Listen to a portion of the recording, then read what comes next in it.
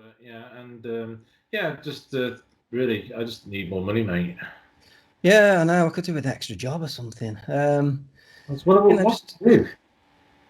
um, I know. We What? could like be like a tribute band. We're quite musical. Why couldn't we be a tribute band? Yeah, Really? yeah. Like who? The Proclaimers. Oh, I will walk 500 miles and I will walk 500 more just to be the man that walks the 1,000 miles. What? No, Johnny, it's not going to work, pal. It's not going to work. Really? Yeah, I think we better just roll intro. Uh, Perhaps you're right.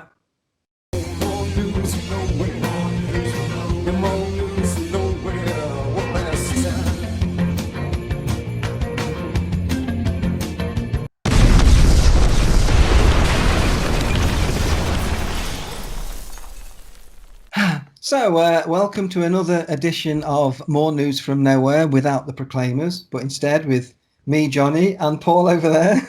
Hi, Johnny. So, we've given up the Proclaimers cover act plan, haven't we, really? And we're just going to carry on with what we do here. So, I think we're going to go to an article I think you've read, Paul. What was that you've picked up this week? Yeah, it's in the Guardian, and basically the headline is saying that UK retailers join pubs and clubs in rejecting COVID status certificates. So Ah, yeah, it's interesting. It's basically saying that UK retailers are not happy that they're having to have people coming in as customers and then go through all the documents, whatever they need to as the customers coming into the shop. It's just saying it's not possible. We've got too many customers maybe coming in. Can't keep them, going through each one, you know. But they're saying, yeah, it might work okay for like hotels, like going on airplanes and getting into hotels and things like that, but not for you know pubs and clubs. I mean, what's your thoughts on it, pal? yeah, I think there's going to be some pushbacks in it, and I think this is what we're seeing now in the mainstream. They're kind of almost preparing for it, and I know there's this survey which we'll talk about and notify at the end of the show, which is about whether you'd have this survey and whether you would have this kind of like certificate, COVID certificate or not, and 71% said no. This is from seemingly the general public.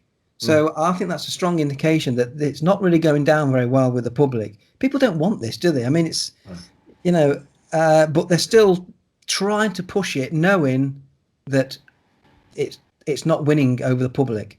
No. So they're pulling back, I think, a bit. I mean, I know there's 41 Tory MPs was opposed to it. So even some in Parliament, even coming forward and saying it's not going to work. But I remember reading that article as well, Paul, and they're still pushing about they may still have it for travel. So they're trying to somewhere get the foot in somewhere. Yeah.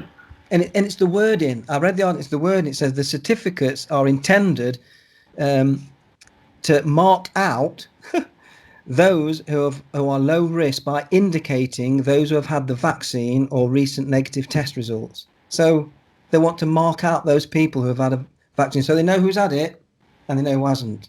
That's what they want to do. It's divide again, isn't it? It's all.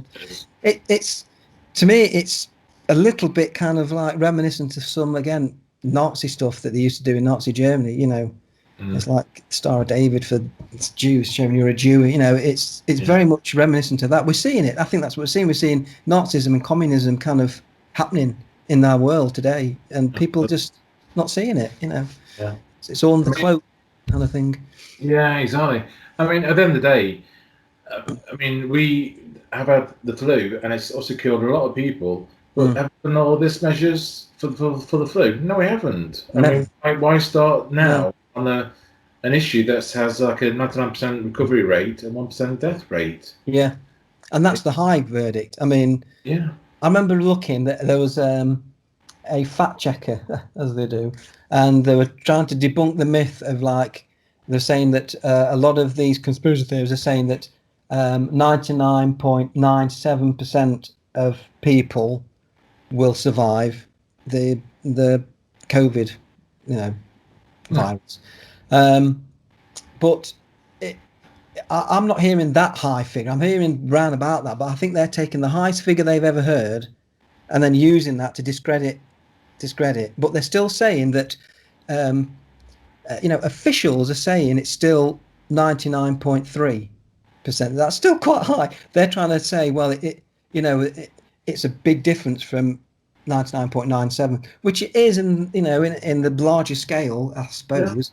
Yeah. But it's still, even by the official standard, it's still a high survival rate. And people younger, it's going to be 99.97. I think that's where the figure is. Of people under 30 or younger people under 16, it's very, very low.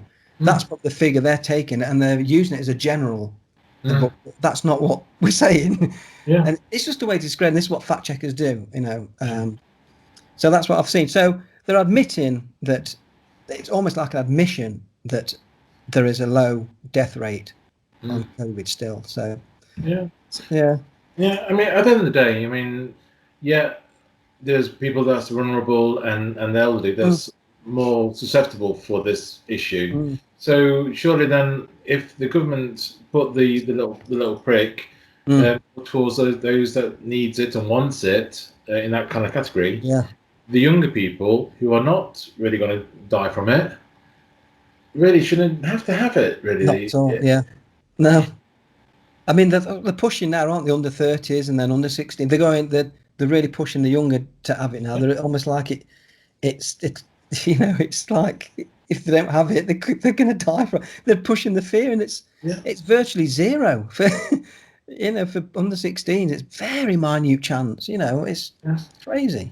Yeah. But, so that's that article, Paul. I don't know if there's anything else you want to add, or any other articles or anything. Well, I went recently to the library, Jonny. Oh yeah. And asked for a book about turtles, and the lady behind the counter said hardbacks. I said, well, yeah, and they've got little wrinkly heads too.